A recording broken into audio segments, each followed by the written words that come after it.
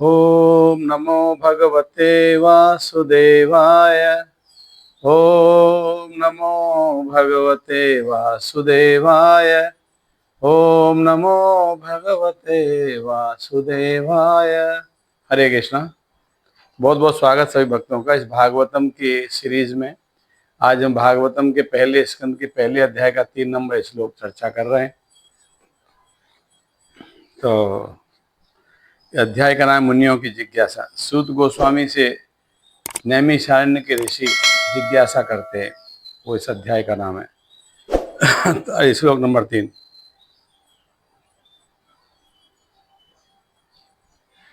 निगम कल्पतरो गलितं फलं सुखमुखादम्रद्रव संयुतं पिबत भागवतं रसमायलं मुहुरहो रसिका भुवि भावुकाः।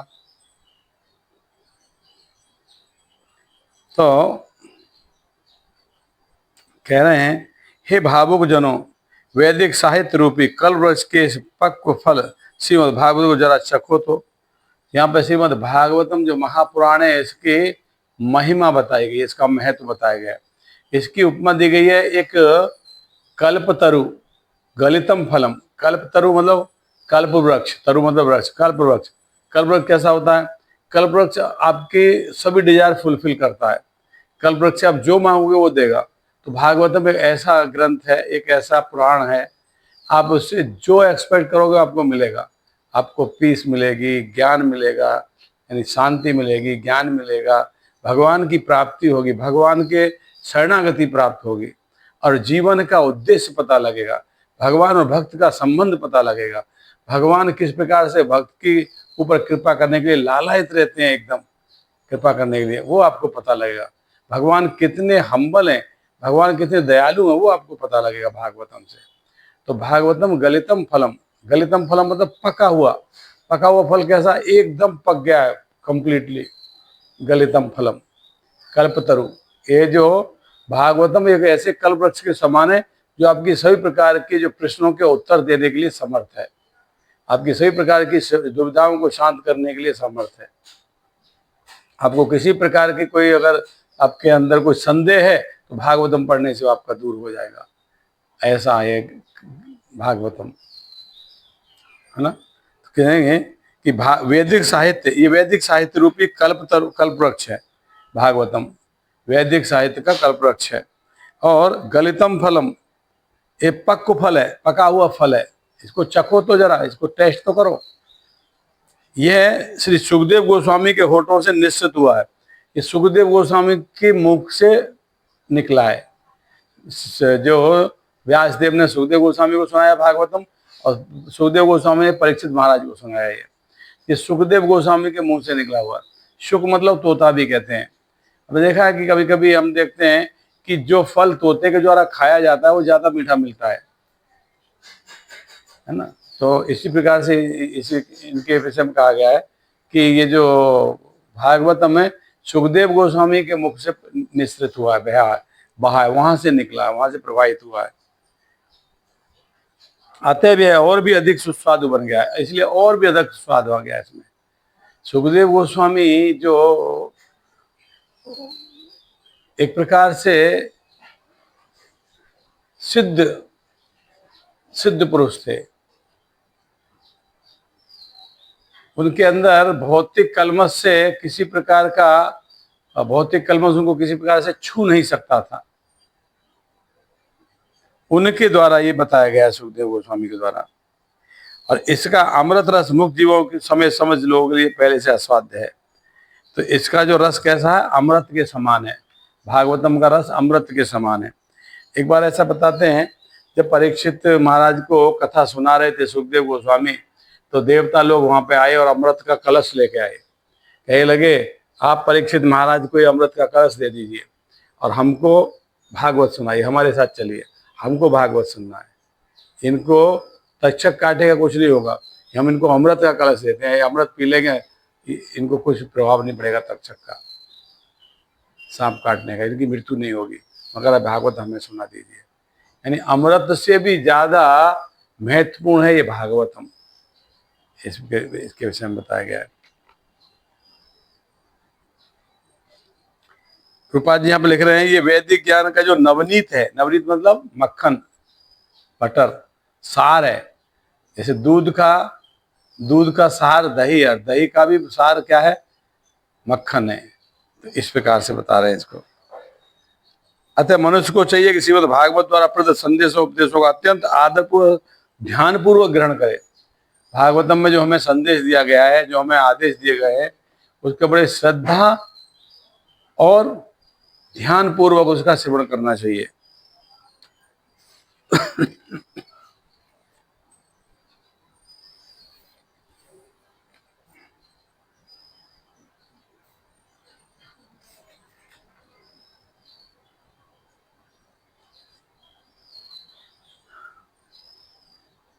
तो यह प्रभुपाद जी बता रहे हैं, निष्कर्ष यह निकलता है कि रस के गंभीर छात्रों से सुखदेव गोस्वामी चले आने वाली शिष्य परंपरा से भागवत का संदेश प्राप्त करना चाहिए, जिन्हें भागवत का उन संसारी लोगों की तुष्टि के लिए, जिन्हें दिव्य विज्ञान का अल्प ज्ञान है, किसी मनमानी ढंग से नहीं अपितु शुरू से सुनियोजित ढंग से प्रारंभ किया है। तो हम प्रभुपाद जी कह रहे हैं कि अगर भागवत को समझना चाहते हो तो भक्त भागवत से ही भागवत का श्रवण करना चाहिए। भागवत दो प्रकार का, ग्रंथ भागवत, भक्त भागवत। भक्त भागवत जो भगवान के शरणागत, जो भगवान के शुद्ध भक्त है। और प्रभुपाद जी कह रहे हैं अगर भागवत को समझना है तो जो परंपरा से भगवान कृष्ण से चली आ रही तो गुरु शिष्य परंपरा है, उसी के द्वारा इस भागवत को सुनना चाहिए। भागवत को प्रोफेशनल जो भागवत सुनाते हैं, कथाकार होते हैं, उनसे सुनने से कोई लाभ नहीं मिलेगा। उनका उद्देश्य ये कि होता है कि आपने उनको हायर किया है, वो आपको भागवत सुना रहे हैं और उसके बाद उनको चले जाना है पैसे लेके। आपके जीवन में बदलाव आए कि नहीं आए, इससे उनको कोई फर्क नहीं पड़ता है। ऐसे में कितने सारे लोगों को जानता हूँ जो हर साल भागवत कराते हैं और अभी भी इतना इतना तंबाकू मुंह में रख के घूमते हैं, गुटखा खा के घूमते हैं। हाँ, एक बार एक व्यक्ति था, उसने हमको बुलाया कि आप हमारे यहाँ भागवत हो रही, आइएगा। तो मैं उनसे फ़ोन से ही बातचीत होती थी और मैं देखा नहीं था उनको कभी। तो मैं जब वहाँ पहुँच गया उनके सोसाइटी में तो मैंने उनको फ़ोन किया। मैं बोला आ गया हूँ मैं, प्रभु जी कहाँ पे आना है? बोले हाँ बस आइए सामने आइए, मैं गेट पर ही खड़ा हूँ। तो मैं जब फ़ोन कर रहा था तो मैं देख रहा था एक व्यक्ति से मेरी शायद इन्हीं से बात हो रही है। तो मैं उनके पास में गया, बोला हरे कृष्णा। बोले हरे कृष्णा। मैं ऐसे क्यों बोल रहा है? देखा तो बाद में मुंह में तम्बाकू रखा हुआ था, गुटखा। ऐसे बोलते तो नीचे गिर जाता, ऐसे ऐसे बोल रहे थे हरे कृष्णा। मतलब बहुत अच्छी कथा हो रही है आपके यहाँ? हाँ, ये तीसरा साल है बोले, और ये महाराज आते हैं हमारे यहाँ, बहुत सुंदर कथा करते हैं। तो मैं मेरे मन में सोचा कि 3 साल से महाराज ने आपको ये नहीं बताया कि गुटखा खाना बंद कर दो? इतना ज्ञान नहीं दिया तुमको? कोई जरूरत नहीं उनको ये ज्ञान देने की। उनको कथा करनी है, पैसे लेना है, निकल जाना है। आपके जीवन बदलाव आ रहे हैं, आप समझ रहे हो नहीं समझ रहे हो, ये इस प्रकार से भागवत सुनने कोई लाभ नहीं मिल सकता। इसलिए भागवत सुनना किससे? भगवान के भक्तों से भागवत सुननी है। जो भगवान के भक्त भगवान से भी ज्यादा करुणामय होते हैं, उनके अंदर बहुत करुणा होती है, जीवों पर बहुत दया होती है। वो चाहते हैं कि आपकी लाइफ में ट्रांसफॉर्मेशन हो, आपका जीवन बदल जाए, वो ऐसा चाहते हैं। वो इसलिए भागवत सुनाते हैं आपको। तो भागवत अगर कोई भगवान के भक्त से सुनेगा तो उसके जीवन में बदलाव आएगा। अदरवाइज अगर प्रोफेशनल जो कथाकार हैं उनसे आप कथा सुनोगे, वो कथा सुना के थोड़ा भजन गा के आपको नृत्य करा के निकल जाएंगे, आपके जीवन में बदलाव आया नहीं आया उनको उससे कोई मतलब नहीं है। तो प्रभुपाद जी लिख रहे हैं श्रीमद् भागवत को इतनी सावधानी से प्रस्तुत किया गया है कि निष्ठावान और गंभीर व्यक्ति तुरंत वैदिक ज्ञान के इस पक्क फल का आनंद सुखदेव या उनके प्रमाण पृथ्वी के मुख से निश्चित अमृत रस को पान करके उठा सकता है। तो जो भागवतम है ये व्यासदेव जी ने उनकी परिपक्व अवस्था में जो लिखा है नारद जी के कहने पर, क्योंकि जब व्यासदेव सब ग्रंथ लिख चुके थे, पुराण लिख चुके थे, वेद सूक्तियां सब लिख चुके थे, उसके बाद भी वो संतुष्ट नहीं थे। तो नारद जी ने उनको बताया कि तुमने भगवान की लीलाओं का वर्णन नहीं किया, भगवान के रूप नाम गुण लीलाओं का वर्णन करो तब तुमको संतोष मिलेगा। सब पुंसा परो धर्मे यतोर भक्तिया जोक्षे अहेतु की अप्रतिहता ये आत्मा सुप्रसिद्धि। आत्मा प्रसन्न तब होगा जब आप भगवान का गुणगान करोगे। तब व्यासदेव ने, भगवान के ही अवतार थे व्यासदेव, तब उन्होंने इस भागवतम को लिखा। और भागवतम को लिखने के बाद फिर ये भागवतम सुखदेव गोस्वामी को सुनाई, वही भागवतम सुखदेव गोस्वामी परीक्षित महाराज को सुनाई, और वही भागवतम को सूत जी ने सुना, और इसी भागवतम को सूत जी नैमिषारण्य में उन 18,000 ऋषियों को सुना रहे हैं जो उनसे प्रश्न पूछ रहे हैं। तो भैया प्रभुपाद जी कह रहे हैं अगर कोई भागवतम को समझना चाहता है तो भगवान के जो भक्त हैं, जो गुरु शिष्य परंपरा में चले आ रहे हैं, उनसे भागवत समझे तो अच्छे से समझ सकता है भागवतम को। तो भागवतम का यहाँ पे 30 नंबर श्लोक भगवान ने व्यासदेव जी ने भागवतम की महिमा का वर्णन किया है। निगम कल्प तरो गलितम फलम, ये ऐसा है भागवतम तो वेद है। वेद एक कल्पतरु के समान है, कल्प वृक्ष के समान है, और भागवतम उसका पक्व फल है, पका हुआ फल है ना।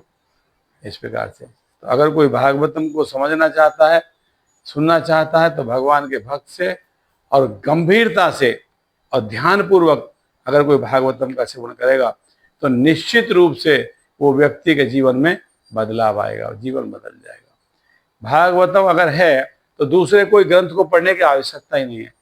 चैतन्य महाप्रभु कहते थे अगर भागवतम है और कोई ग्रंथ नहीं है तो कोई प्रॉब्लम नहीं है, एक अकेला भागवतम काफी है व्यक्ति के जीवन में बदलाव लाने के लिए, क्योंकि भागवतम के अंदर भक्त और भगवान के मधुर संबंध है। भागवतम के अंदर भगवान की लीलाएं है, और भगवान की लीलाओं में भी आपको 1 नंबर स्कंद से प्रारंभ करके जाना चाहिए। 1 नंबर, 2 नंबर, 3 नंबर ऐसे करके। जनरली लोग क्या करते हैं, कथाकार जो प्रोफेसर कथाकार हैं 10 नंबर स्कंद में तुरंत प्रवेश करते हैं। 10 नंबर स्कंद में भगवान की जो रास लीला है वो तो समझने का व्यक्ति के अंदर सामर्थ्य नहीं है, वहां तो जाना ही नहीं चाहिए। उसके पहले भागवतम के सभी स्कंदों को ध्यानपूर्वक पढ़ना चाहिए, तब आपको ये पता लग जाएगा कि परम भगवान कौन है, भगवान का स्तर क्या है। फिर आप गलती नहीं करोगे, फिर आपके अंदर गलत विचार नहीं आएंगे भगवान की लीलाओं को सुनकर। इसलिए पहले नंबर स्कंद से प्रारंभ करना चाहिए। पहले नंबर स्कंद में बहुत सुंदर सुंदर कथाएं हैं।